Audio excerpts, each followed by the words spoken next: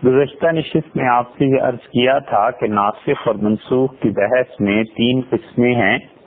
ایک تو یہ کہ قرآن کریم کی وہ آیات جنہیں اللہ تعالی نے منسوخ فرما دیا اور یا نبی کریم صلی اللہ علیہ وسلم کو صحابہ کرام رضی اللہ عنہ کو مکمل طور پر بھلا دیا، اور ایسی آیات جن کا حکم بھی اٹھ گیا، تلاوت بھی اٹھ گئی، بات اور قصہ ختم ہوا. ایک تو وہ قسم تھی. دوسری قسم وہ عرض کی تھی کہ اللہ تعالی نے ان آیات کو اٹھا لیا لیکن اس کا حکم باقی رکھا، اور اس سلسلے کی مثالیں بھی دی تھی. اور اس میں حنفیہ اور حنابلہ، امام احمد بن حنبل رحمۃ اللہ علیہ کے پیروکار اور امام ابو حنیفہ رحمۃ اللہ علیہ کے پیروکار، ان کا رویہ کیا تھا، انہوں نے کیسے ان آیات کا بھی عزت، ادب اور احترام کیا. یہ ایک اصول کی بات تھی، وہ ان مثالوں میں گزر گئی کہ ان کا حکم باقی رہا لیکن ان کی تلاوت اٹھا دی گئی. اس لیے اب جو بھی شخص یہ کہتا ہے کہ قرآن کریم منسوخ ہو گیا، یا بلکہ یوں کہیے کہ جو بھی شخص یہ کہتا ہے کہ قرآن کریم مکمل طور پر محفوظ نہیں ہے، وہ بالکل جھوٹ بولتا ہے. اس کا مطلب ہے کہ اسے یا تو نسخ کی بحث کا معلوم ہی نہیں ہے، اور یا پھر یہ کہ اسے علم ہے اور جان بوجھ کے لوگوں کو گمراہ کرتا ہے اور ایسی روایات لاتا ہے کہ دیکھو جی قرآن میں یہ بھی روایت تھی، یہ بھی آیت تھی، یہ بھی آیت تھی، وہ کہاں گئی؟ تو ہم کہتے ہیں کہ بھائی یہ آیات تھیں جس وقت تک تھی، ان کے احکامات ابھی تک باقی ہیں، حکم باقی ہے، اور اللہ نے اس کی تلاوت منسوخ کر لی. اور اب تیسری صورت اس کی یہ ہو سکتی تھی کہ اللہ تعالی نے ان چیزوں کی تلاوت کو باقی رکھا اور حکم منسوخ ہو گیا. تو یہ بالکل برعکس ہوا دوسرے اصول کے. پہلا اصول کہ تلاوت اور حکم دونوں اٹھ گئے، دوسرے تلاوت اٹھ گئی، حکم باقی رہا. اور تیسری قسم کی آیات کہ آیات ابھی تک باقی ہیں اور اس کا حکم منسوخ ہو گیا. ان چیزوں کا تعلق جو آج کی نشست میں یہ جو بحث ہے، اگرچہ عبداللہ بن مسعود رضی اللہ عنہ کی روایت سے براہ راست نہیں بنتا، لیکن جب نسخ کی بحث ہم کر ہی رہے ہیں تو پھر اسے چھوڑنا بھی نامناسب ہے. اس کی 3-4 مثالیں آپ سے عرض کر دیتے ہیں کہ قرآن کریم میں وہ پائی جاتی ہیں، مگر ان چیزوں کا یعنی جو مثالیں اب دی جا رہی ہیں ان کا تعلق قرآن کریم کی اس بحث سے نہیں بنتا کہ قرآن کریم ناقص ہے، پورا نہیں ہے. لیکن چونکہ ہے تو یہ بھی ایک قسم، اس لیے اس بحث کو نپٹاتے چلیے. اور پھر درخواست بار بار بھی کی جاتی ہے کہ جو بیانات ہوتے ہیں، سنتے ہیں، یہ سب تعلیم کے سلسلے میں ہیں. اگر کوئی آدمی نے اس لیے سنے کہ واعظ اور نصیحت اور یہ چیزیں، تو وہ ایک الگ بات ہے. اگر وہ ان بیانات سے مقصد حاصل ہوتا ہے تو بسم اللہ، بہت اچھی بات ہے. ورنہ اصل میں یہ تعلیم کے لیے ہے کہ ہم لوگ اسلام کو پڑھیں، ہم لوگ دین کو سمجھیں. کل کو کوئی کافر، اگلی ہماری نسلیں یہ اٹھ کھڑی ہوں اور ان پر اعتراضات ہوں تو انہیں پتہ ہونا چاہیے کہ اللہ نے قرآن میں کیا کہا ہے اور اسلام کیا چیز ہے. تو اس لیے اس ناسخ اور منسوخ کی بحث میں تیسری چیز کہ قرآن کریم میں کیا ایسی آیات پائی جاتی ہیں کہ جن کی تلاوت اللہ تعالی نے باقی رکھی ہے اور حکم اس کا منسوخ ہو گیا ہے. تو متقدمین کے ہاں تو یہ بحث بہت زیادہ تھی اور بڑی طویل مباحث تھی، اور کوئی وقت ایسا تھا جب بات پر مفسرین کہتے تھے کہ یہ آیت فلاں چیز سے منسوخ ہو گئی، یہ آیت فلاں چیز سے منسوخ ہو گئی، یعنی اس کا حکم اٹھ گیا اور اس کی تلاوت اب تک باقی ہے. مثلا اللہ تعالی نے فرمایا کہ فاقو وصفہ، اپنے دشمنوں کے مقابلے میں درگزر کرو، معافی سے کام لو. بہت سے مفسرین اس آیت پر جب پہنچے تو انہوں نے کہا کہ اس آیت کریمہ کو تلاوت باقی رکھی گئی اور حکم اٹھا دیا گیا، اور اس کو منسوخ کر دیا ہے جہاد کی آیات میں کہ اللہ کی راہ میں کافروں کو مارنا ہے اور انہیں معاف نہیں کرنا. تو انہوں نے اس پہ لکھ دیا کہ یہ آیت منسوخ ہے. متقدمین کا یہ طریقہ رہا ہے.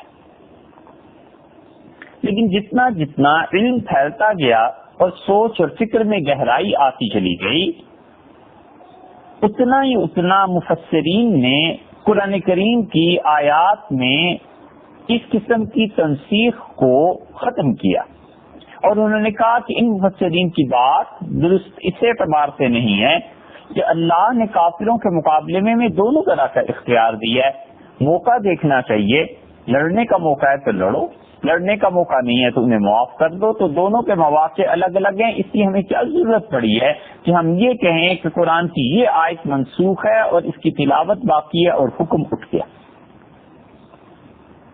اور اس پہ بہت سے لوگوں نے لکھا ہے، اور اس بحث کو مکمل طور پہ اگر سمجھنا ہو تو یہ بات طے شدہ اصول کی سمجھنا ضروری ہے کہ قرآن کریم میں یہ بات نہیں ہے کہ کوئی نقص تھا اور پہلوں نے اسے نقص میں شمار کیا اور قرآن کریم کو کے نقائص میں گنا گیا والعیاذ باللہ، اور بعد والوں نے اس نقص کو دھو دیا. یہ نہیں، بلکہ ان مفسرین کے ہاں بہت زیادہ منسوخ کے احکامات ان کی سوچ کے مطابق تھے، ان کی تفسیر کے مطابق تھے، اور ہوتے ہوتے جتنا جتنا علم اور سوچ اور یہ چیزیں آتی چلی گئیں، مفسرین بعد کے جو آئے انہوں نے اکثر آیات کے متعلق لکھ دیا کہ یہ منسوخ ماننے کی کوئی وجہ نہیں ہے. اور اس کی ایک آدھ مثال انشاءاللہ آج بھی آپ سے عرض کریں گے، اس سے یہ بحث اور زیادہ واضح ہو جائے گی. حتیٰ کہ ہمارے حضرت حجت الاسلام 12ویں صدی کے مجدد شاہ ولی اللہ محدث دہلوی رحمۃ اللہ علیہ کا دورہ ہے. شاہ صاحب رحمۃ اللہ علیہ نے الفوز الکبیر میں ساری بحث ناسخ اور منسوخ کی بتا کے یہ ارشاد فرما دیا کہ قرآن کریم کی یہ 5 آیات ہیں جن کے متعلق یہ کہا جا سکتا ہے کہ ان کی تلاوت اب تک باقی ہے مگر حکم کو منسوخ کر دیا. اور ہمارے اساتذہ جب ان آیات پر بحث کرتے تھے تفسیر پڑھاتے ہوئے تو وہ کہتے تھے کہ یہ دیکھو یہ آیت ہے، اس کو منسوخ ماننے کی کیا ضرورت ہے. پھر عرض کرتے ہیں کہ اس کا مطلب یہ نہیں ہے کہ کوئی نقص تھا اور عیب تھا قرآن میں جو شروع سے چلا آتا تھا اور بعد والوں نے دور کر دیا، بلکہ وہ انہوں نے دیکھا کہ شاید کی یہ تفسیر بھی ہو سکتی ہے، یہ تفسیر بھی ہو سکتی ہے، تو انہوں نے کسی اور طریقے پہ اس کی تفسیر کی اور انہوں نے کہا اس آیت کو بھی منسوخ ماننے کی کوئی ضرورت. اس ساری بحث میں جو آخری مثال آئے گی اس میں یہ بات زیادہ واضح ہو جائے گی. اب دیکھیے ہم ایک اس کی مثال آپ کے سامنے رکھتے ہیں. قرآن کریم کھولیے 28ویں پارے میں سورہ مجادلہ ہے، اور اللہ تعالی نے اس میں ایک بات ارشاد فرمائی ہے. جب لوگ بہت زیادہ حضور اقدس صلی اللہ علیہ وسلم کی خدمت میں حاضر ہونے لگے تو منافق لوگ جو تھے انہوں نے اس سے تماشا بنا لیا. مخلص صحابہ کرام رضی اللہ عنہم تو رسول اللہ صلی اللہ علیہ وسلم سے مسائل پوچھتے تھے عملی زندگی کے متعلق، اور یہ منافق آتے تھے اور عجیب و غریب باتیں پوچھتے تھے، اور مقصد اپنی علمیت بگھارنا تاکہ پتہ چلے ہمارا بھی ذہن بہت کام کرتا ہے. مقصد حضور اقدس صلی اللہ علیہ وسلم کو تنگ کرنا. تو اللہ تعالی نے 28ویں پارے میں سورہ مجادلہ میں 13ویں آیت نازل کی، اور اللہ تعالی نے فرمایا یا ایھا الذین آمنوا، اے ایمان والو، اذا ناجیتم الرسول، جب تم رسول اللہ صلی اللہ علیہ وسلم کے کان میں چپکے چپکے کوئی بات کرو، فقدموا بین یدی نجواکم صدقہ، تو اپنی بات کرنے سے پہلے حضور اقدس صلی اللہ علیہ وسلم کے کان میں کوئی گوش گزاری کرنی ہو تو اس سے پہلے صدقہ کر کے جایا کرو. ذالک خیر لکم واطہر، یہ تمہارے لیے بہت اچھا ہے اور بہت پاک رہو گے. یہ آیت کا اتنا ٹکڑا نازل ہوا تو منافقین جو حضور صلی اللہ علیہ وسلم کے کان مبارک کے ساتھ جا کر منہ لگا دیتے تھے باقی لوگوں کو یہ دکھانے کے لیے کہ ہمیں بڑا قرب حاصل ہے اور ہم بہت کوئی خاص بات آج پوچھنے کے لیے آئے ہیں، سب کے سب منافق چھٹ گئے کیونکہ اب پیسہ خرچ ہوتا تھا.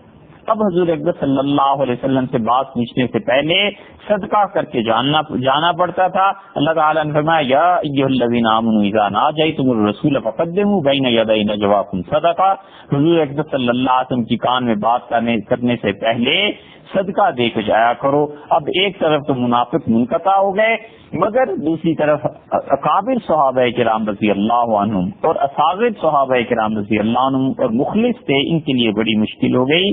اس لیے کہ غربت کا دور، پیسہ کہاں سے آئے، کیا بات ہو، تو اللہ تعالیٰ نے اس کے بعد آگے والا حصہ نازل کیا، ذالک خیر لکم واطہر کے بعد والا حصہ، فإن لم تجدوا، اور اگر تم نہ پاؤ، فإن اللہ غفور الرحیم، تو اللہ تعالیٰ بخشنے والا ہے، مہربان۔ بہت سے مفسرین کہتے ہیں کہ اب رسول اللہ صلی اللہ علیہ وسلم رہے ہی نہیں، تو جب وہ نہیں رہے، یعنی اب فزیکلی ہم میں موجود نہیں ہے، قبر مبارک میں ہیں، تو اب ان کے پاس صدقہ، ان کے پاس جا کر کوئی مشورہ یا ان کے کان میں بات کہنے کا موقع ہی نہیں رہا، تو اب صدقہ کس بات کا دے؟ تو وہ کہتے تھے دیکھو اس آیت کا حکم اٹھ گیا اور یہ آیت کی تلاوت باقی رہ گئی۔ اور کچھ مفسرین نے اس کے مقابلے میں یہ کہا، انہوں نے کہا کہ یہ پہلے حکم تھا، لیکن اللہ نے جو آخری حصہ اس کا بعد میں نازل فرمایا کہ فَإِن لَّمْ تَجِدُوا فَإِنَّ اللَّهَ غَفُورٌ رَّحِيمٌ، اور اگر تمہارے پاس پیسے نہ ہوں صدقہ کرنے کو تو اللہ مغفرت کرنے والا اور مہربان ہے۔ انہوں نے کہا اس آخری حصے نے اسی آیت کے پہلے حصے کو منسوخ کر دیا، تو چلیے منسوخ بھی مان لیا جائے تو بھی آیت تو ابھی تک باقی ہے نا، اس کا مطلب یہ ہوا کہ حکم اٹھ گیا اور تلاوت باقی رہ گئی۔ بہت اچھی توجیہ اور بہت اچھی تعویل اس کی شیخ الاسلام ابن تیمیہ رحمۃ اللہ علیہ نے کی۔ شیخ الاسلام ابن تیمیہ رحمۃ اللہ علیہ نے اس کے متعلق ایک جگہ لکھا ہے، وہ کہتے ہیں کہ رسول اللہ صلی اللہ علیہ وسلم سے گوشت گزاری اگر کرنی ہو تو اس سے پہلے کسی زمانے میں صدقے کا حکم تھا۔ یہ آیت ہمیں سکھاتی ہے کہ جب اللہ تعالیٰ سے کسی اہم معاملے میں اضطرار کی کیفیت میں بہت ہی پریشانی کے حال میں دعا کرنی مقصود ہو، اور بندہ کبھی کبھی توبہ کرتا ہے، کبھی کبھی بچہ بیمار ہو جاتا ہے، مسافر پھنس جاتا ہے، گھر والے دعا مانگتے ہیں کہ خدایا اس مسافر کو خیریت سے لا، اللہ اس بچے کو صحت دے دے، نفل پڑھتے ہیں، روزے رکھتے ہیں، تو شیخ نے کہا جب مشکل ایسی پیش آ جائے تو یہ آیت ہمیں بتاتی ہے کہ ہم اس دعا سے پہلے اللہ تعالیٰ سے کچھ مناجات، کچھ کوشش گزار کرنے سے پہلے ہم صدقہ کر لیا کریں تاکہ اللہ تعالیٰ کی رحمت زیادہ متوجہ ہو جائے۔ اسی لیے بیت المقدس کی فتح کے معاملے میں شیخ نے حکمران وقت کو یہی کہا کہ آپ جمعے کے دن دعا کیجئے اور جمعے کی نماز پڑھنے سے پہلے، جانے سے پہلے آپ صدقہ کیجئے، کیونکہ اس دن صدقہ کر کے آپ جائیں گے، پھر آپ نے اللہ تعالیٰ سے درخواست کرنی ہے نا، تو سرگوشیاں خدا سے کرنی ہے کہ خدایا مسلمانوں کو فتح نصیب فرما اور بیت المقدس مسلمانوں کی عزت کا نشان یہ باقی رہ جائے۔ تو شیخ نے اس موقع پہ اس آیت کو استعمال کیا، وہ ایک لمبی تفصیل ہے، اس کی بھی تاریخ میں آتی ہے، مگر سرے دست بات اتنی سی ہے کہ دیکھیے اللہ تعالیٰ نے جو حکم دیا کہ رسول اللہ صلی اللہ علیہ وسلم سرگوشی کرنے سے پہلے صدقہ کرو، تو اس کا مطلب یہی ہوا کہ یہ آیت ہم اب تک پڑھتے ہیں لیکن اس کا حکم منسوخ ہو گیا۔ یہ ایک مثال ہو گئی۔ اس کی دوسری مثال دیکھیے، اس کی دوسری مثال وہ ہے جو کہ سورہ بقرہ میں آتی ہے، اور اللہ تعالی نے جہاں پر خواتین کے متعلق احکامات بیان فرمائے ہیں، نکاح کے، طلاق کے، اس قسم کی چیزوں کے، وہاں پر اللہ تعالی نے ایک خاص قسم بیان کی ہے کہ اگر کسی خاتون کا شوہر اس کا انتقال ہو جائے تو پھر اسے کیا کرنا چاہیے۔ دوسرے پارے میں سورہ بقرہ میں اللہ تعالی نے یہ ارشاد فرمایا ہے 240 نمبر آیت میں، والذین یتوفون منکم، اور تم میں سے جو لوگ انتقال کر جائیں، ویذرون ازواجا، اور ان کی بیویاں رہ جائیں، وصیۃ لازواجہم، انہیں چاہیے کہ اپنی بیویوں کے لیے وصیت کر دیں، متاعن، کہ انہیں خرچ دینا۔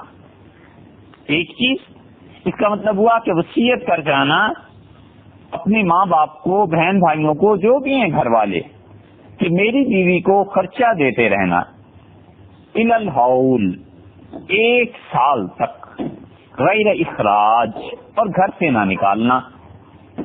2 حکم ہو گئے۔ فإن خرجنا، اور اگر وہ خواتین خود گھر سے چلی جائیں، فلا جناح علیکم، تو تم پر کوئی گناہ نہیں ہے فیما فعلن فی انفسہن جو کچھ بھی وہ اپنے حق میں کریں فی من معروف دستور اور قاعدے کے مطابق واللہ عزیز الحکیم اللہ زبردست ہے اور اللہ بڑی حکمت والا ہے.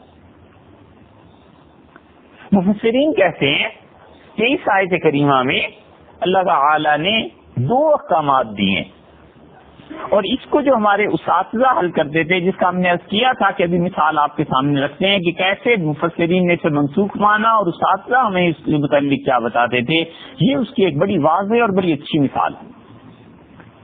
مفسرین کہتے ہیں کہ یہ آیت منسوخ ہے کیونکہ اللہ تعالیٰ نے اس لیے کہا کہ جب تمہارا انتقال ہو جائے اور بیویاں بیوہ ہو جائیں گی تو اپنی خواتین کے لیے بیویوں کے لیے 2 وصیتیں کر جانا. ایک تو یہ کہ وہ انہیں خرچہ دیا جائے 1 سال تک اور دوسرے گھر سے نہ نکالی جائے.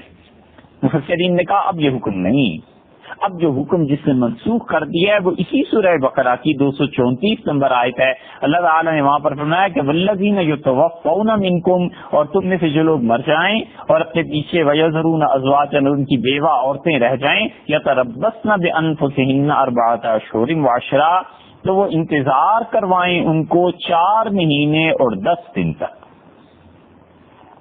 فاذا بلغن اجلہن اور یہ جب اپنی عدت کو پورا کر لیں 4 ماہ 10 دن فلا جناح علیکم فیما فعلن فی انفسہن بالمعروف تو یہ قاعدے اور طریقے کے مطابق اپنی جان میں جو کچھ کریں یعنی اپنا نکاح کر لیں قاعدے اور طریقے کے مطابق. اللہ نے فرمایا کوئی حرج نہیں. تو انہوں نے کہا یہاں دیکھو اللہ تعالیٰ نے فرمایا تھا فإن خرجنا اگر وہ گھر سے چلی جائیں 1 سال تک تو تم نے نہیں نکالنا اور پیسہ دینا ہے خرچہ دینا ہے اور 1 سال کے اندر اندر اگر وہ خاتون گھر سے چلی جاتی ہیں تو فیما فعلن فی انفسہن من معروف اور اپنے قاعدے کے مطابق دستور کے مطابق اپنے لیے کوئی کام کرتی ہیں یعنی نکاح کر لیتی ہیں تو کوئی حرج نہیں ہے. تو انہوں نے کہا دونوں آیات میں ایک طرح کے الفاظ اللہ تعالیٰ نے ارشاد فرمائے ہیں 234 نمبر آیت میں بھی اور 240 نمبر میں بھی. تو وہ کہتے ہیں 234 نمبر جو آیت ہے 4 مہینے اور 10 دن والی اس نے 1 سال کی عدت کو منسوخ کر دیا. جب یہ منسوخ مان لی گئی تو پھر یہ دلیل ہو گئی اس بات کی کہ یہ آیت اب بھی ہم پڑھتے ہیں اس کی تلاوت باقی ہے اور اس کا حکم اٹھ گیا. لیکن ہمارے اساتذہ اسے اور طریقے سے اس کی تشریح کرتے تھے. حتیٰ کہ قرطبی رحمت اللہ علیہ نے یہ لکھا اپنی تفسیر میں کہ وہ کہتے ہیں خاوند کی وراثت تقسیم ہوگی یہ اور مفسرین بھی کہتے ہیں تو اسے حصہ ملے گا. 4 مہینے 10 دن عدت گزر گئی تو بات ختم ہو گئی. 1 سال تک کے لیے جو حکم تھا تو اسے پیسے دینا اور اس کو گھر سے نہ نکالنا دونوں چیزیں کینسل ہو گئی. سکنا بھی رہائش نفقہ بھی. تو اب اس کے لیے وصیت نہیں ہے. حتیٰ کہ قرطبی اور مفسرین رحمہ اللہ نے لکھا ہے کہ جمہور علماء امت کے نزدیک تمام کے تمام یہ کہتے ہیں کہ یہ 1 سال والی آیت منسوخ ہے. ہمارے اساتذہ کہتے تھے کہ بھئی دیکھو 2 حکم ہیں عدت کے متعلق. ایک ہے فرض اور واجب کے درجے کی چیز وہ تو ہے یہی 4 مہینے 10 دن اور وراثت کا جو حصہ اسے ملے گا تو 4 مہینے 10 دن اس کا زمانہ وہ عدت گزارے اسے نہیں نکالنا یہ مقصد پورا ہو گیا اور جو وراثت میں حصہ ملا پیسہ بھی مل گیا. تو انہوں نے کہا یہ چیز جہاں سے پوری ہو گئی یہ تو واجب حکم ہے. اب یہ جو 1 سال والا ہے نا ہمارے اساتذہ کہتے تھے کہ یہ استحباب ہے مستحب ہے. یہ اب بھی حکم باقی ہے کہ اگر وہ لڑکی 1 سال تک اپنے سسرال میں رہتی ہے تو اللہ تعالیٰ نے بتا دیا کہ تنگ کر کے نہ نکالو. ہاں خود بخود 4 مہینے اور 10 دن گزر جائیں عدت گزر جائے وہ جانا چاہے نکاح کرنا چاہے اسے اختیار ہے کسی مناسب جگہ نکاح کر لیتی ہے کوئی حرج نہیں. اور اسی طرح 1 سال کے لیے اس کا خیال رکھنا، اس کا نان و نفقہ اسے مہیا کرنا یہ مستحب ہے، بہتر ہے۔ تو وہ کہتے تھے اسے تم واجب مان کر پھر اس واجب 4 مہینے 10 دن سے منسوخ جو کرو گے تو اس سے بہتر نہیں ہے کہ تم کہو 2 حکم ہے، ایک واجب ہے ایک مستحب ہے، اس کو ہم مستحب کے طور پر لے لیں کہ یعنی بہتر یہ ہے، ثواب کا کام ہے، بیوہ ہو گئی ہے، دلجوئی اس کی کرنی ہے وہ رہے، اور وہ جو حکم ہے دوسرا وہ جو ہے وہ فرض اور واجب کے درجے کا ہے۔ اسی لیے قرآن کریم نے 1 سال والی آیت میں آپ دیکھیں وصیتاً کا لفظ استعمال کیا نا کہ وصیت کر دیں، آگے کیا فرما دیا غیر اخراج، نہ نکالنا، اور ارشاد فرما دیا تیسرا لفظ متاعاً الی الحول، 1 سال تک کے لیے، چوتھا لفظ ارشاد فرما فإن خرجنا اگر وہ خود بخود جانا چاہیں۔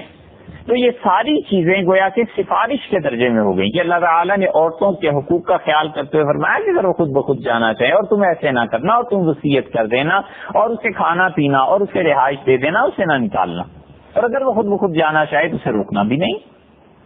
تو کہتے ہیں یہ مستحب کام ہو گئی، کھانا کھلانا، 1 سال کے لیے رہائش دینا، یہ کون سی بری بات ہے؟ اس لیے وہ کہتے تھے کہ یہ آیت کریمہ منسوخ نہیں ہے، اس کا حکم اب بھی ہے لیکن مستحب کے درجے میں۔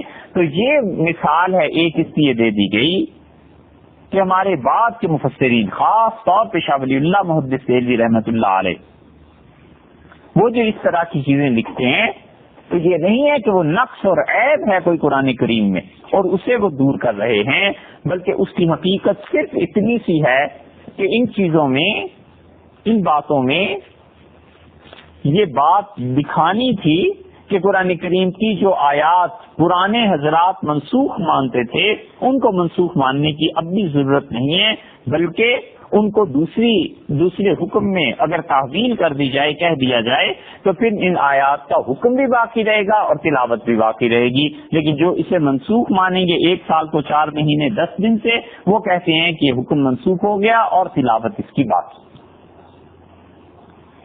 اس کی ایک اور مثال عرض کریں اور وہ ہے، اور آخری مثال یہ دیتے ہیں کہ کس طرح قرآن کریم کا کوئی حکم منسوخ اور اس کی تلاوت ابھی تک باقی ہے۔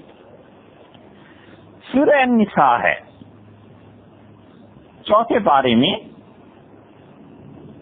اور 15ویں آیت اس کی دیکھیے اور 16ویں آیت اللہ تعالیٰ نے اس میں حکم نازل فرمایا ہے، اور اللہ تعالیٰ نے فرمایا کہ واللاتی یاتین الفاحشۃ من نسائکم، تمہاری عورتوں میں سے جو کوئی بھی فحاشی کی مرتکب ہو فاستشہدوا علیہن 4 منکم، تو تم ان پر 4 مرد گواہ بنا لاؤ۔ فإن شہدوا، اور اگر وہ اس کی گواہی دیں کہ انہوں نے ایسی حرکت کی ہے، فامسکوہن فی البیوت، تو ان عورتوں کو گھروں میں بند رکھو، حتی یتوفاہن الموت، یہاں تک کہ موت ان کا قصہ تمام کر دے، او یجعل اللہ لہن سبیلا، یا یہ کہ اللہ تعالیٰ ان کے لیے کوئی راہ بتا دے، آئندہ اللہ تعالیٰ ان کے لیے کوئی حکم نازل کر دے۔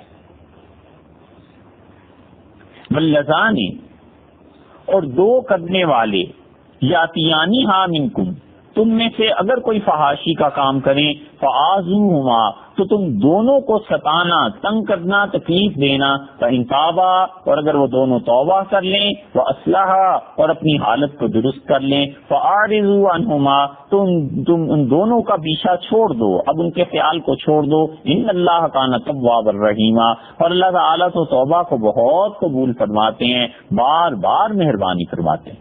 انما التوبۃ علی اللہ، اور اللہ تعالیٰ نے اپنے ذمے لے رکھا ہے کہ اپنے ان بندوں کی توبہ کو ضرور قبول کر لے گا۔ للذین یعملون السوء بجہالۃ، جو نادانی سے، بے علمی میں، جہالت سے خدا کی مکمل معرفت نصیب نہیں ہوئی، خدا کی معرفت میں ترقی نہیں ہوئی، اس وجہ سے وہ کوئی گناہ کر بیٹھتے ہیں، ثم یتوبون من قریب، اور پھر جلدی سے توبہ بھی کر لیتے ہیں، فاولئک یتوب اللہ علیہم، تو اللہ لازمی بات ہے کہ ان کو معاف کر دیتا ہے، وکان اللہ علیما حکیما، اور اللہ بڑی علم اور حکمت والا ہے۔ ولیست التوبۃ للذین یعملون السیئات، اور ان کی کوئی توبہ نہیں ہے، جو گناہ کے کام کرتے رہتے ہیں حتی اذا حضر احدهم الموت، یہاں تک کہ جب موت سامنے آتی ہے قال انی تبت الآن، کہتا ہے اللہ میں نے توبہ کی، وللذین یموتون وهم کفار، اب وہ سوائے کفر کے اور کسی چیز پر نہیں مرتے، اولئک اعتدنا لهم عذابا الیما، ہم نے ان کے لیے بڑے دکھ کا عذاب رکھا ہوا۔ یہ 4 آیات ہیں، 5، اور اللہ تعالی نے ان دونوں پہلی آیات میں یہ بتایا کہ خواتین جب فحاشی کی مرتکب ہوں، اور یہ فرمایا کہ جب 2 کرنے والے ایسا کام کریں تو انہیں ستاؤ، اور یہ فرمایا اللہ نے کہ انہیں اپنے گھروں میں بند کر دو یہاں تک کہ موت ان کا قضیہ کر دے، قصہ تمام کر دے۔ مفسرین بالعموم اس طرف گئے ہیں کہ وہ کہتے ہیں کہ جو اللہ نے 15ویں آیت کے آخر پر فرمایا نا کہ او یجعل اللہ لہن سبیلا، کہ اللہ تعالیٰ ان کے لیے کوئی راستہ مقرر کر دے گا، کوئی اور حکم نازل کر دے گا، تو وہ کہتے ہیں پھر خدا نے حکم نازل کر دیا، اور حدیث میں بھی آیا ہے رسول اللہ صلی اللہ علیہ وسلم فرمایا سنو سنو اللہ نے حکم نازل کر دیا، اور وہ حکم یہ اللہ نے نازل کیا جو سورہ نور کی 2 آیت میں آ گیا۔ اللہ تعالیٰ نے فرمایا زانیۃ والزانی، اور بدکاری کرنے والی عورت اور مرد فجلدوا کل واحد منہما 100 جلدہ، 100 چوٹیں انہیں لگاؤ، 100 درے انہیں لگاؤ، ولا تاخذکم بہما رأفۃ فی دین اللہ، اور اللہ کا یہ حکم جاری کرنے میں کبھی بھی ان پہ ترس نہ کھانا، ان کنتم تؤمنون باللہ والیوم الآخر، اگر تم اللہ پر یقین رکھتے ہو اور آخرت کے دن پہ یقین رکھتے ہو کبھی ترس نہ کھانا، 100 درے ان گناہ گاروں کو مارو، ولیشہد عذابہما طائفۃ من المؤمنین، اور ایمان والوں کی ایک بڑی جماعت ہو جو دیکھ رہی ہو کہ ان کو کیسے مار پڑ رہی۔ بالعموم مفسرین اس طرف گئے کہ وہ کہتے ہیں کہ یہ جو دونوں آیتیں تھی نا، ان دونوں آیتوں کو اللہ تعالیٰ نے سورہ نساء میں جو کچھ فرمایا تھا اس سورہ نور کی آیت نے منسوخ کر دیا، تو سورہ نساء کی یہ آیات اپنی جگہ پر تلاوت باقی ہے، حکم منسوخ ہو گیا۔ اسی لیے نقل کیا ہے یہ قول ابو سہل سرخسی رحمت اللہ علیہ نے اصول فقہ میں، وہ کہتے ہیں کہ بعض حضرات نے اس قسم کے نسخ کا انکار کیا ہے، وہ کہتے ہیں کہ اللہ تعالیٰ نے قرآن نازل ہی اس لیے کیا تھا کہ احکامات پر عمل کیا جائے، تو جس حکم پہ عمل ہی نہیں کرنا اس کو باقی رکھنے کی بھی ضرورت ہی کیا تھی۔ لیکن جمہور علماء امت اس بات کے قائل ہیں کہ قرآن کریم میں آیات باقی ہیں جن کی تلاوت باقی ہے اور حکم اٹھ گیا، اور وہ اس میں تیسری مثال آپ کے سامنے گئی ہے کہ وہ کہتے ہیں اللہ تعالیٰ نے یہاں کہا تھا کہ گھر میں رکھنا یہاں تک کہ مر جائیں یا خدا کوئی صورت اور نازل حکم کرے، وہ کہتے ہیں یہاں پہ نازل ہو گیا حکم، یہ آیات سورہ نساء کی باقی، تلاوت باقی، حکم اٹھ گیا۔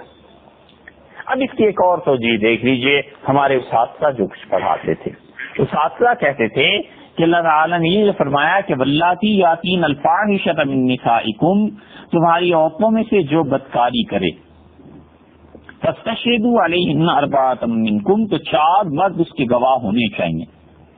وہ کہتے تھے یہاں پر اللہ تعالیٰ نے زنا کا لفظ ارشاد نہیں فرمایا، صرف یہ بتایا کہ خواتین ایسا کام کریں، تو چونکہ بالعموم خواتین کی طرف سے ایسی باتوں میں پہل ہوتی ہے یا وہ کسی کو ان باتوں کی طرف اجازت دیتی ہیں تو کسی کی ہمت پڑتی ہے، تو اس لیے اللہ نے ان کا نام نہیں لیا، الفاظ میں ایسے ہے۔ تو عام مفسرین تو اساتذہ کہتے تھے اسی طرف گئے ہیں کہ انہوں نے کہا اس سے مراد بدکاری زنا ہے۔ فَإِن شَهِدُوا فَامْسِكُوهُنَّ فِي الْبُيُوتِ حَتَّى يَتَوَفَّاهُنَّ الْمَوْتُ، یہ عام مفسرین کہتے تھے کہ ان کو بند رکھو یہاں تک کہ موت ان کا خاتمہ کر دے یا اللہ ان کی کوئی راہ پیدا کر دے۔ اساتذہ فرماتے تھے کہ اس سے اگلی آیت دیکھو تو معلوم ہوتا ہے بلزانی یا سیانیہا، اور جو 2 کرنے والے کریں، تو جب یہ پہلے ذکر ہو گیا اور خواتین کے متعلق اللہ تعالیٰ نے ارشاد فرما دیا، تو اب اس آیت کو دوبارہ لانے کی کیا ضرورت تھی؟ تو وہ کہتے تھے اس کا مطلب یہ ہے کہ اللہ تعالیٰ نے 16ویں آیت میں یہ ذکر زنا کا نہیں کیا، بلکہ اللہ نے کہا ہے واللذان یاتیانہا، اور جو دو کرنے والے کریں تو اس سے مراد دو مرد ہیں. فآذوہما، جب دو مرد آپس میں برا کام کریں تو انہیں تم تکلیف دو، انہیں ستاؤ. تو کہتے تھے اس آیت کو منسوخ ماننے کی کیا ضرورت ہے، بس اللہ تعالیٰ نے بتا دیا. تو یہ آیت تعزیر میں چلی گئی اور حد سے نکل گئی. اسی لیے امام ابو حنیفہ رحمۃ اللہ علیہ نے کوئی حتمی اور آخری فیصلہ حنفی فقہا نے نہیں کیا کہ جب دو لڑکے کسی کام پہ مرتکب ہوں گے تو ان کی سزا کیا ہوگی. اس میں قتل کی بھی سزا ہے، اس میں بہت سی سزائیں انہوں نے لکھی ہیں، لیکن قطعی طور پر حنفی فقہا کا سارا اجماع ہو گیا اور کسی چیز پہ ایسے نہیں ہوا. تو ارشاد فرمایا فآذوہما، اس آپ کہتے تھے تو پھر اس کو منسوخ ماننے کی کیا ضرورت ہے سورہ نور سے. مظہری رحمت اللہ علیہ تفسیر مظہری میں قاضی ثناء اللہ صاحب پانی پتی رحمت اللہ علیہ نے، جو جلیل القدر خلفاء میں سے تھے، حضرت مرزا مظہر جانی جانا رحمت اللہ علیہ کے، اور شاہ عبدالعزیز صاحب محدث دہلوی رحمت اللہ علیہ نے ان کے نام ایک خط لکھا ہے اور ان کو لکھا ہے بہقی دوراں. اس زمانے کے امام بہقی رحمت اللہ علیہ شافعی مسلک کے تھے اور بڑا اللہ نے بڑا علم انہیں دیا تھا. تو شاہ عبدالعزیز صاحب رحمت اللہ علیہ نے اپنے دور کے بہقی انہیں قرار دیا. تو قاضی ثناء اللہ صاحب پانی پتی رحمت اللہ علیہ اس آیت کے متعلق یہی فرماتے ہیں، 16ویں آیت کے متعلق وہ کہتے ہیں کیوں اسے آخر ہم سورہ نور سے منسوخ مانے. ہم یہ کہتے ہیں کہ یہ مردوں کے بارے میں نازل ہوئی ہے، فَإِن تَابَا وَأَصْلَحَا، اور اگر وہ توبہ کر لیں اور اپنی حالت درست کر دیں، آئندہ یہ کام نہ کریں، فَأَعْرِضُوا عَنْهُمَا، اللہ نے کہا ان کو بھول جاؤ، چھوڑو ان کے خیال کو. یہ اللہ تعالی کا حکم ہے اور ہمارے یہاں معاشرہ ایسا تشکیل پایا ہے کہ یہ آدھی آیت پہ عمل کریں گے کہ دو آدمیوں نے ایسا کام کر لیا تو انہیں مارو، اور جب وہ توبہ کر لیں اپنی حالت ٹھیک کر لیں تو اس کے بعد ساری زندگی ان کا پیچھا نہ چھوڑو، اگلی نسل کو بھی بتا جاؤ کہ فلاں فلاں نے یہ کام کیا تھا. یہ ہمارا معاشرہ، اور اللہ کہتا ہے فارغوا عنہما، بس چھوڑ دو اب اس خیال کو. جو آدھی آیتوں پہ عمل کرتے ہیں. معاشرہ نفاق کا ہے، نفاق کی اکثریت ہے، اور اصل مرض اب اس امت کا نفاق ہے. منافق زیادہ ہو گئے ہیں، اس لیے ان کو مزہ آتا ہے لوگوں پر الزام لگاتے ہوئے، لوگوں کے عیوب کی تشہیر کرتے ہوئے. اللہ خود فرما رہے ہیں فَأَعْرِضُوا عَنْهُمَا، اب ان کو چھوڑ دو بس. جب انہوں نے حالت ٹھیک کر لی تو کیا ضرورت ہے آخر اس گندگی میں پھر سے چابک اور لاٹھی مارنے کی. ان اللہ کان توابا رحیما، اللہ تو بہت توبہ قبول کرتے ہیں، اللہ تو بہت مہربان ہے. انما التوبۃ علی اللہ، اور ساتھ ہی آیت جوڑ دی اللہ نے، اور اللہ نے فرمایا میرے ذمے ہے توبہ کو قبول کرنا. اللہ کی ذمہ داری ہے، ضرور قبول کرے گا. الذین یعملون السوء بجہالۃ، ان لوگوں کی توبہ جو نادانی سے، جہالت سے گناہ کر لیتے ہیں. ابن مسعود رضی اللہ عنہ نے کیا اچھی تفسیر اس کی. عبداللہ ابن مسعود رضی اللہ عنہ نے اس آیت کو پڑھا اور انہوں نے کہا میرے پروردگار تیری نافرمانی تو ہمیشہ جہالت ہی سے ہوتی ہے، یعنی تیری معرفت جتنی بس بندے کو حاصل ہوتی ہے اس سے زیادہ معرفت اگر بڑھ جائے تو گناہ نہ کرے. تو جہالت ہی سے ہر ایک آدمی جو گناہ کرتا ہے خدا بندہ جہالت ہی سے کرتا ہے. اور تو نے کہا ہے کہ جب وہ گناہ کر لیں جہالت سے اور پھر توبہ کر لیں تو تو نے معاف کر دے گا، سو لوگوں کو معاف فرما دے. ثم يتوبون من قریب فاولئک یتوب اللہ علیہم وکان اللہ علیما حکیما.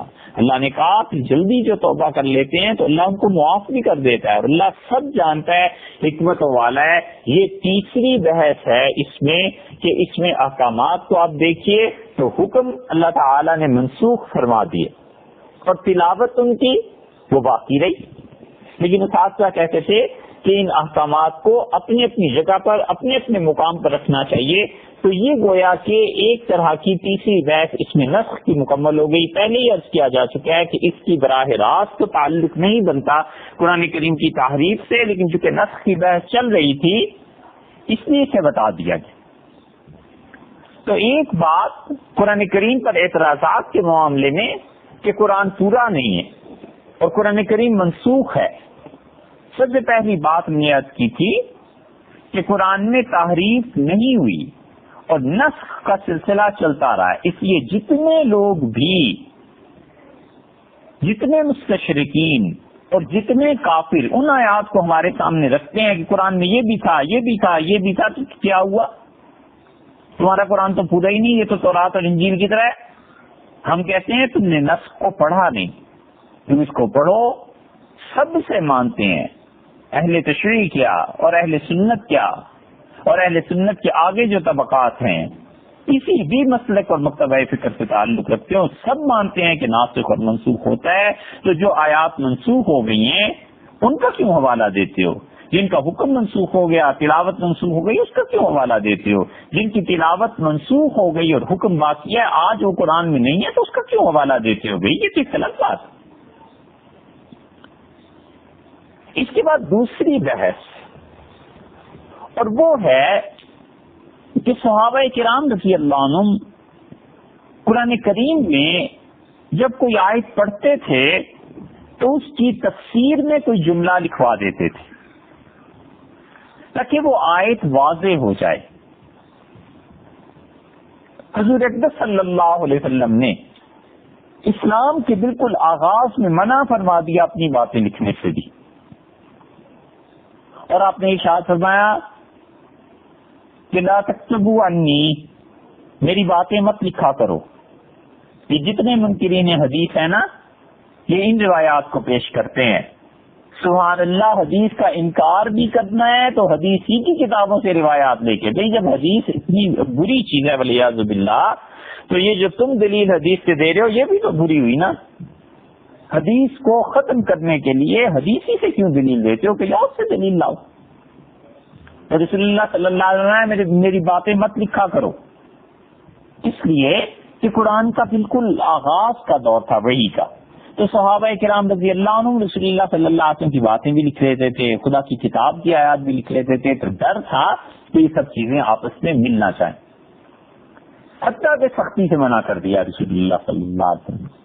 اور آپ نے فرمایا جس کسی نے میری کوئی بات لکھی اسے چاہیے کہ مٹا دے. سہج سہج، آہستہ آہستہ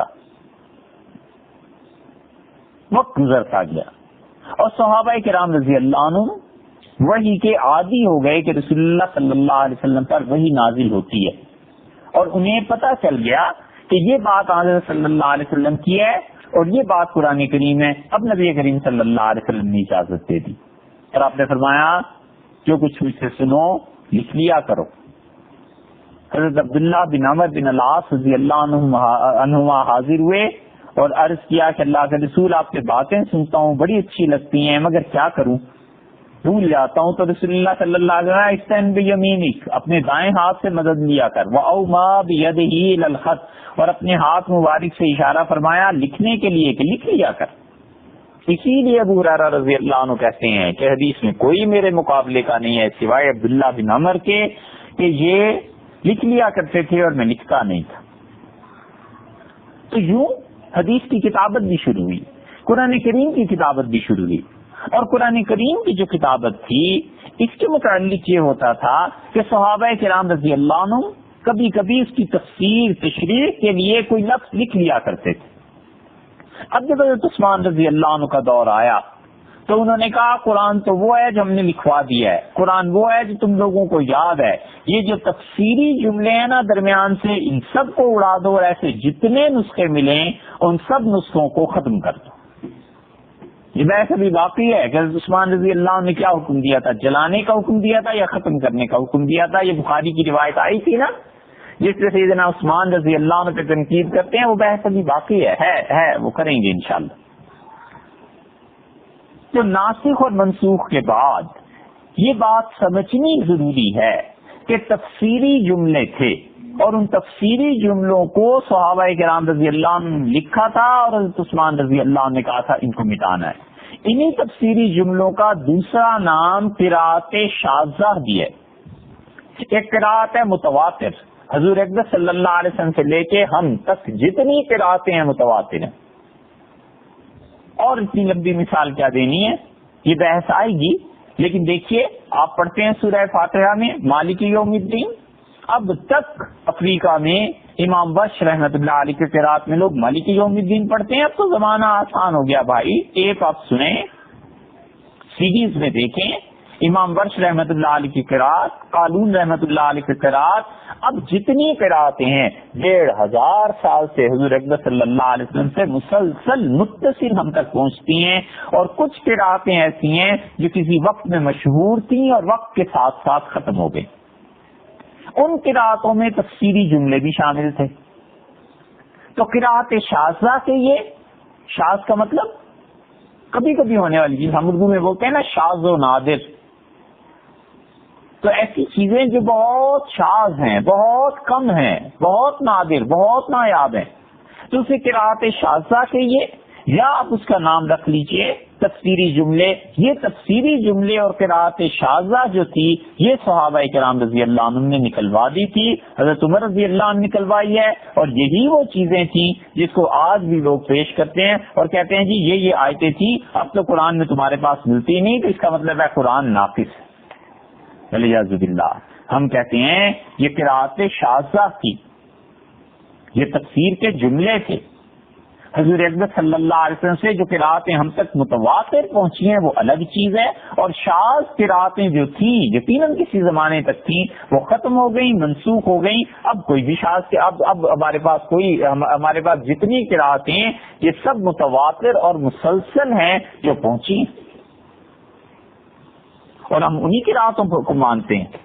اور قرآن کریم میں ہمارا ایمان انہی چیزوں پر ہے. تفسیری جملے البتہ تھے، اور وہ تفسیری جملے جو تھے صحابہ کرام رضی اللہ عنہ نے ختم کر دیے، حضرت عثمان رضی اللہ عنہ نے ختم کروا دیے. تو ان تفسیری جملوں کے ختم ہونے پر اب یہ کہنا کہ قرآن ختم ہو گیا والعیاذ باللہ، یا قرآن کریم میں یہ بات نہیں رہی، یہ بات نہیں ہے. یہ کہیے کہ وہ تفسیری جملے جو تھے وہ مٹا دیے گئے.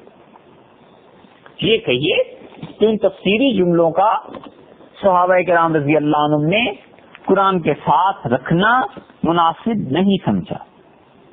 اس کی مثال آپ دیکھیے، اس کی مثال بڑی آسانی سے کئی ایک مثالیں آپ کے سامنے رکھتے ہیں. اس کی مثال دیکھیے سورہ احزاب میں اللہ تعالی نے نبی کریم صلی اللہ علیہ وسلم کے عظمت، عزت، رفعت اور ان کی بڑائی کا تذکرہ فرمایا ہے. اور اللہ تعالی نے بتایا ہے کہ حضور صلی اللہ علیہ وسلم کس مقام کے آدمی ہیں، اور ارشاد ہوا ہے کہ النبی اولا بالمؤمنین من انفسہم، اور رسول اللہ صلی اللہ علیہ وسلم کا حق ایمان والوں پر اتنا بنتا ہے کہ اتنا حق ایمان والوں کا اپنی جان پر خود نہیں بنتا. النبی اولا بالمؤمنین من انفسہم، نبی صلی اللہ علیہ وسلم سے لگاؤ ہے، تعلق ہے ایمان والوں کو اتنا کہ ان کو اپنی جان سے اتنا تعلق نہیں. وَأَزْوَاجُهُ أُمَّهَاتُهُمْ، اور رسول اللہ صلی اللہ علیہ وسلم کی بیویاں ان کی مائیں ہیں. 21واں پارہ 33 نمبر سورۃ الاحزاب اور آیت نمبر 6 میں اللہ نے یہ بیان کیا ہے کہ النبی اولا بالمؤمنین من انفسہم، رسول اللہ صلی اللہ علیہ وسلم ایمان والوں کے اتنے قریب ہیں کہ ایمان والوں کی جان اتنی زیادہ عزیز نہیں جتنے وہ عزیز ہیں. یہ تو بات ہے. اور آگے دیکھیے ازواجہ امہاتہم، اور ان کی بیویاں رسول اللہ صلی اللہ علیہ وسلم کی ایمان والوں کی مائیں ہیں. یہ ہے جو قرآن کریم میں اب ہے. اس کی تفسیر آپ کوئی اچھی تفسیر اٹھا کے دیکھ لیجئے. چلیے ابن کثیر کو دیکھ لیتے ہیں. ابن کثیر رحمۃ اللہ علیہ کی تفسیر تو بہت مشہور ہے نا.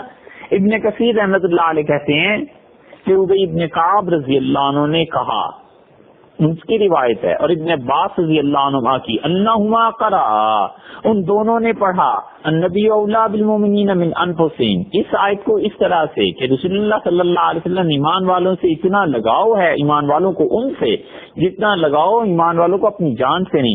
وازواجہ امہاتہم، اور رسول اللہ صلی اللہ علیہ وسلم کی بیویاں ان کی مائیں ہیں ایمان والوں کی. وہو، اور وہ حضور صلی اللہ علیہ وسلم اب لہم، ایمان والوں کے لیے باپ کی حیثیت رکھتے ہیں. یہ جو لفظ ہے نا وہ ہوا اب، وہ ابن اور وہ باپ ہیں لہم ایمان والوں کے واسطے، یہ قرآن میں کہیں نہیں ہے۔ آپ دیکھ لیں 21ویں پارے میں سورہ احزاب میں بالکل نہیں ہے، 6 آیت ہے ازواجہ امہاتہم، بس ختم۔ اور صرف عبداللہ بن عباس اور ابی بن کعب رضی اللہ عنہما یہ ایسے نہیں کہتے تھے، حضرت معاویہ، مجاہد، اکرمہ، حسن رضی اللہ عنہم، یہ سارے صحابہ کرام رضی اللہ عنہم ایسے پڑھتے تھے۔ یہ کیا چیز ہے؟ یہ ہے تفسیر کا جملہ کہ وہ ازواجہ امہاتہم، رسول اللہ صلی اللہ علیہ وسلم کی بیویاں ایمان والوں کی مائیں ہیں۔ تو حضرت معاویہ اور عبداللہ بن عباس رضی اللہ عنہ وغیرہ نے اس کو واضح کرنے کے لیے یہ ہوا کا لفظ بتاتا ہے کہ وہ ان کے باپ ہیں، کہ رسول اللہ صلی اللہ علیہ وسلم یہ وارث کی حیثیت رکھتے ہیں۔ منطقی نتیجہ نکلتا ہے نا کہ نبی کریم صلی اللہ علیہ وسلم کی اہلیہ امہات المومنین رضی اللہ عنہن ہماری مائیں ہیں، تو پھر رسول اللہ صلی اللہ علیہ وسلم ہمارے باپ ہوئے، والد سے بھی کہیں زیادہ درجہ ہے۔ تو جب یہ ہوا تو ان صحابہ کرام رضی اللہ عنہم نے اس کی تشریح کرنے کے لیے یہ لفظ بڑھائے تفسیر میں کہ وہ ہوا ابن لہم، اور رسول اللہ صلی اللہ علیہ وسلم کے لیے والد کی حیثیت رکھتے ہیں۔ اب یہ ہے اصل بات، یہ ہے تفسیر کا جملہ۔ اور جو مخالفین ہیں وہ کہتے ہیں یہ قرآن میں آیا ہے، ہم کہتے ہیں بھائی قرآن ہے ہی نہیں، یہ تو تفسیری جملہ ہے، یہ تو شاذ قرات ہے۔ اور اس کی تائید اس سے ہوتی ہے کہ یہ ہوا کی ضمیر جو ہے نا کہ وہ یعنی حضور صلی اللہ علیہ وسلم والد کی حیثیت رکھتے ہیں، یہ تشریح کے لیے الفاظ استعمال ہو رہے ہیں۔ اسی لیے ابو داؤد میں آتا ہے حضور صلی اللہ علیہ وسلم نے فرمایا انما انا لکم بمنزلۃ الوالد، میں تمہارے لیے والد کی حیثیت رکھتا ہوں، میں تمہیں سکھاتا ہوں ہر چیز، جیسے بچوں کی تربیت کرتا ہے باپ، میں تمہاری تربیت کرتا ہوں۔ تم میں سے کوئی آدمی بھی بیت الخلاء میں جائے تو اسے چاہیے کہ نہ قبلے کی طرف بیٹھے اور نہ قبلے کی طرف پیٹ کرے، اور دیکھو دائیں ہاتھ کو جسم کے پاک کرنے میں استعمال نہ کرنا۔ یہ ہے تفسیری جملہ، اور متعدد مقامات پر قرآن کریم میں یہ تفسیری جملے ملیں گے، اور اس کی بہت سی مثالیں آپ کو مل جائیں گی۔ اور ان مثالوں میں یہ نہیں کہتے کہ یہ تفسیری جملہ ہے، کہتے ہیں کہ یہ قرآن تھا۔ ہم کہتے ہیں بھی ہمیں خود ہی انکار ہے، ہم نہیں مانتے نہ یہ قرآن تھا۔ اسی مقام پر دیکھ لیں صاحب المعانی المعانی رحمت اللہ علیہ نے بہت تفصیل سے اس بحث کو لیا ہے۔ امام بہقی رحمت اللہ علیہ نے اپنی سنن میں یہ روایت نقل کی کہ عبداللہ بن عباس رضی اللہ عنہ وہ اسے پڑھتے تھے کہ نبی اولا بالمؤمنین من انفسہم، رسول اللہ صلی اللہ علیہ وسلم سے لگاؤ ہے ایمان والوں کو اتنا زیادہ کہ اپنی جان سے اتنا لگاؤ نہیں۔ وہ ہوا ابو لہم، اور رسول اللہ صلی اللہ علیہ وسلم کے والد کی حیثیت رکھتے ہیں۔ وہ ازواجہ امہاتہم، اور رسول اللہ صلی اللہ علیہ وسلم کی بیویاں ایمان والوں کی مائیں ہیں۔ دیکھا پہلے یہ جملہ آخر پہ آیا تھا نا، اب درمیان میں عبداللہ بن عباس رضی اللہ عنہ کی روایت آ گئی۔ اکرمہ رحمت اللہ علیہ وہ بھی ایسے پڑھتے تھے، وہ کیا کہتے ہیں یہ دیکھیے اس ابو لہم یعنی ان کے والدین، یہ الفاظ کی تبدیلی دیکھیے، یہاں عبداللہ بن عباس رضی اللہ عنہ نے درمیان میں پڑھا اور وہ ازواجہ امہاتہم آخر پہ پڑھا۔ اکرمہ کیسے پڑھتے تھے؟ وہ کہتے تھے النبی اولا بالمؤمنین من انفسہم، حضور صلی اللہ علیہ وسلم سے ایمان والوں کو اتنا تعلق ہے کہ اتنا تو ایمان والوں کو اپنی جانوں سے تعلق نہیں ہے۔ وہ ہوا ابوہم، اور رسول اللہ صلی اللہ علیہ وسلم تو ان کے والد ہیں۔ حضرت ابی رضی اللہ عنہ کی روایت یہ مصنف عبد الرزاق میں آئی ہے، بہت جگہ آئی ہے۔ اس کے الفاظ دیکھیے النبی اولا بالمؤمنین من انفسہم وازواجہ امہاتہم وہو اب لہم، یہ الفاظ کی تبدیلی خود بتاتی ہے کہ یہ تفسیری جملے، یہ قرات شاذہ ہے۔ اسے ہم جب کہتے ہیں کہ یہ قرآنی نہیں ہے اور نہ اسے کوئی مانتا ہے تو پھر یہ الزام دینا کیسے رہ گیا؟ ایک بات یاد آتی ہے، اگر نامناسب نہ ہو تو کہتے چلتے ہیں کہ ایسے بھی اللہ کے خوف سے عاری لوگ ہیں جنہوں نے اس آیت کی تفسیر میں یہ کیا کہ حضور صلی اللہ علیہ وسلم کی بیویاں ان کی مائیں ہیں، تو انہوں نے کہا کہ سوائے عائشہ رضی اللہ عنہا کے، اور تفسیر میں یہ کیا کہ حضور اقدس صلی اللہ علیہ وسلم امیر المومنین مدینۃ العلم سیدنا علی رضی اللہ عنہ کو وفات کے وقت یہ کہہ گئے تھے کہ میری بیویوں کو میں سے جس کو تم چاہو میری بیوی رہنے دینا، جس کو تم چاہو طلاق دے دینا. تو سیدنا علی رضی اللہ عنہ نے جنگ جمل کے دن ام المومنین حضرت عائشہ رضی اللہ عنہ کو طلاق دے دی تھی، لہٰذا وہ رسول اللہ صلی اللہ علیہ وسلم کی بیوی ہی نہیں رہی. والعیاذ باللہ. اس پہ تبصرے کی کیا بات ہے؟ آدمی خود ہی اپنی عقل سے کام لے اور سوچے کہ یہ بات کچھ لکھنے کہنے کی. والعیاذ باللہ. اس میں رسول اللہ صلی اللہ علیہ وسلم کی توہین بھی ہے، اور خدا ایسی باتوں سے محفوظ رکھے. تو دیکھا آپ نے، یہ تفسیری جملے ہیں. اس طرح کے تفسیری جملوں سے قرآن ثابت نہیں ہوتا. ان تفسیری جملوں کی ایک اور مثال، دو مثالیں ہو گئی یا ایک ہوئی. دوسری مثال اس کی دیکھیے، بلکہ جتنی بھی مثالیں ہوں اب دیکھتے چلے جائیے کہ اللہ تعالی نے جو آیات نازل کی ہیں صحابہ کرام رضی اللہ عنہ اس کی تفسیر کرتے تھے، اور وہ تفسیر کیسے ہوتی تھی. تفسیری جملے تھے. سورہ مائدہ 6 پارے میں آئی،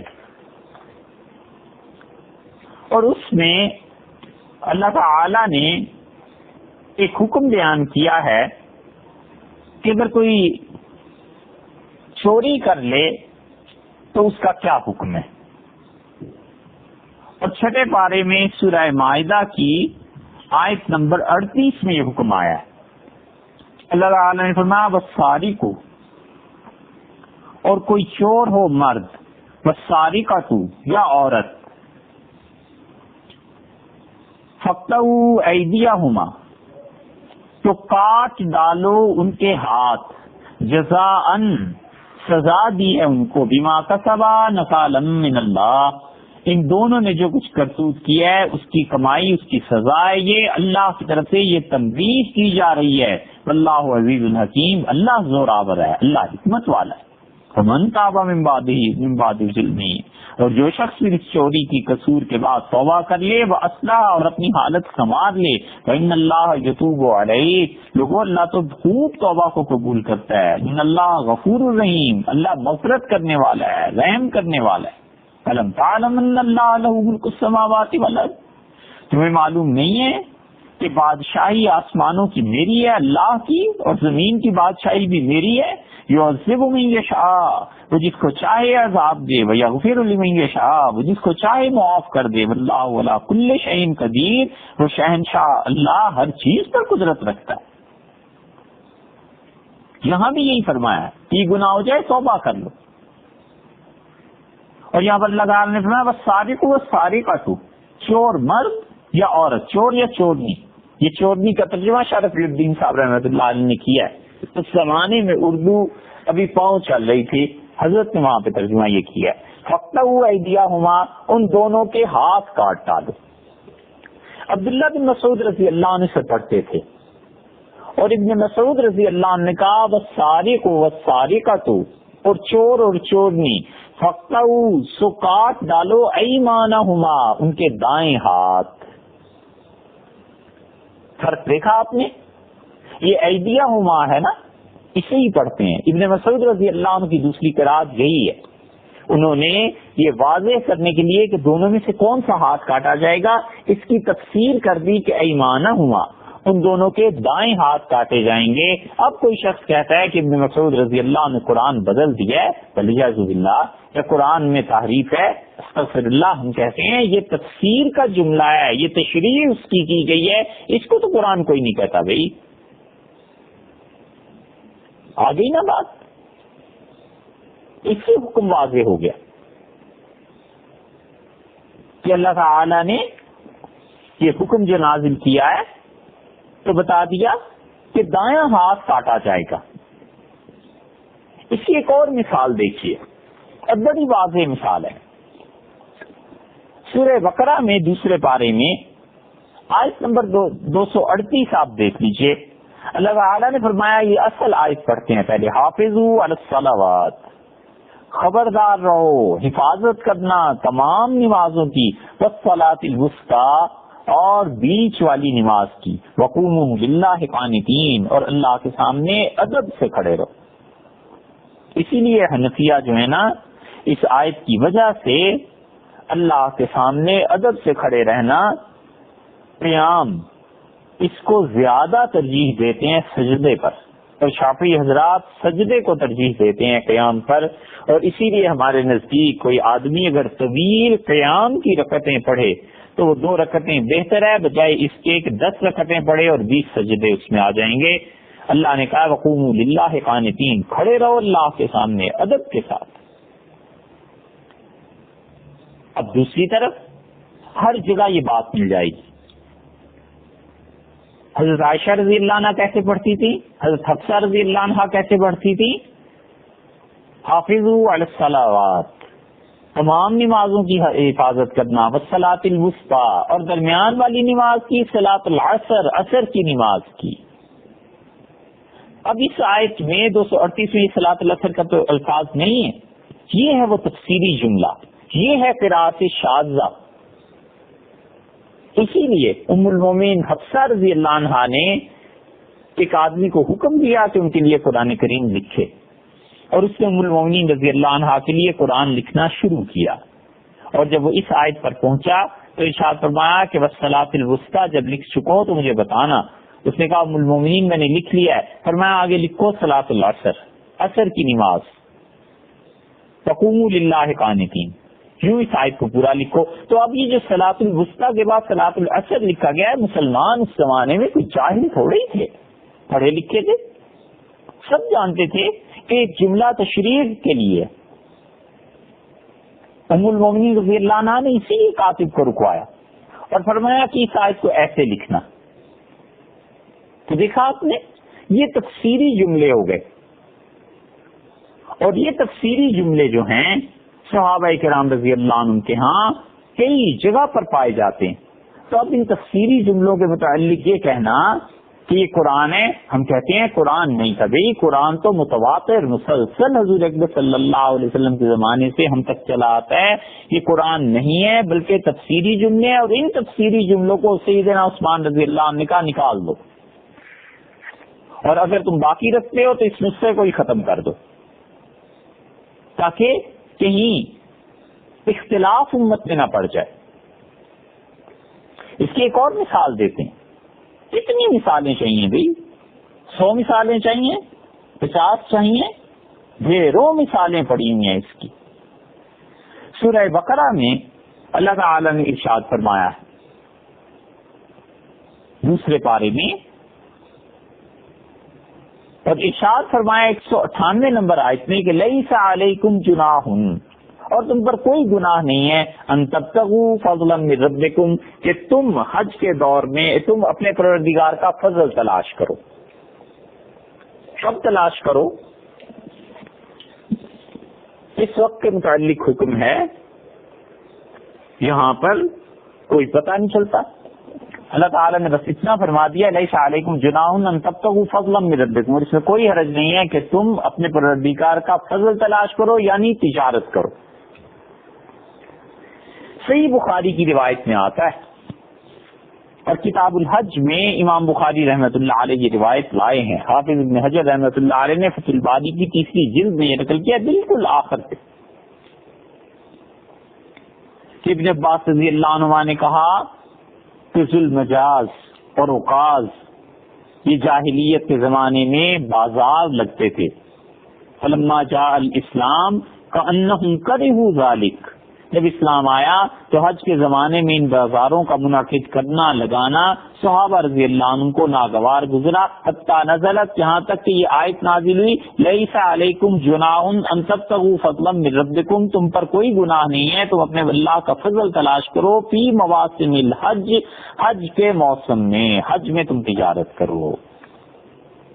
اب کوئی اٹھتا ہے اور کہتا ہے تمہارے یہاں صحیح بخاری میں آیا ہے کہ مواسم الحج، یہ آیت نازل ہوئی، یہاں تو نہیں ہے۔